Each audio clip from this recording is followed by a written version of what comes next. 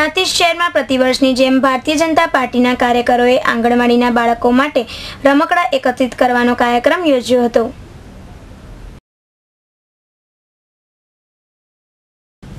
પ્રાંતિજ શહેર તેમજ તાલુકાના ભારતીય જનતા પાર્ટીના કાર્યકરો તારીખ 7મી મેના રોજ નાની ભાગોળ પંખીઘર પાસે એકત્રિત થયા હતા અને પ્રતિવર્ષની જેમ આંગણવાડીમાં જતા નાના ભૂલકાઓ માટે રમકડા એકત્રિત કરવા વિવિધ વિસ્તારોમાં ગયા હતા। નગરજનોએ આ કાર્યમાં સુંદર સાથ અને સહકાર આપ્યો હતો। સ્લમ વિસ્તારમાં રહેતા ગરીબ બાળકો આંગણવાડીમાં જવા પ્રેરાય તે માટે ભાજપના કાર્યકરો છેલ્લા 3 વર્ષથી આ પ્રકારના કાર્યક્રમનું આયોજન કરીને બાળકોને પ્રોત્સાહિત કરે છે।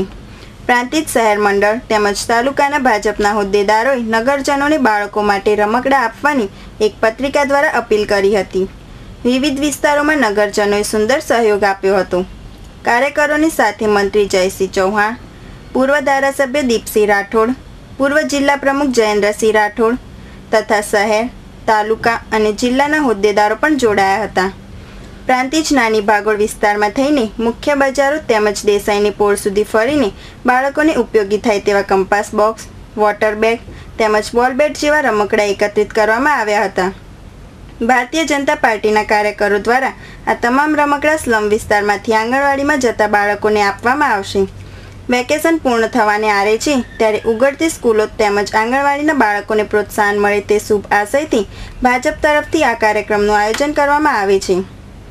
પ્રાંતિજના પ્રતિનિધિ રતિભાઈ ટેકવાણી સાથે કાજલ મોદી, સિટી ન્યૂઝ હિંમતનગર।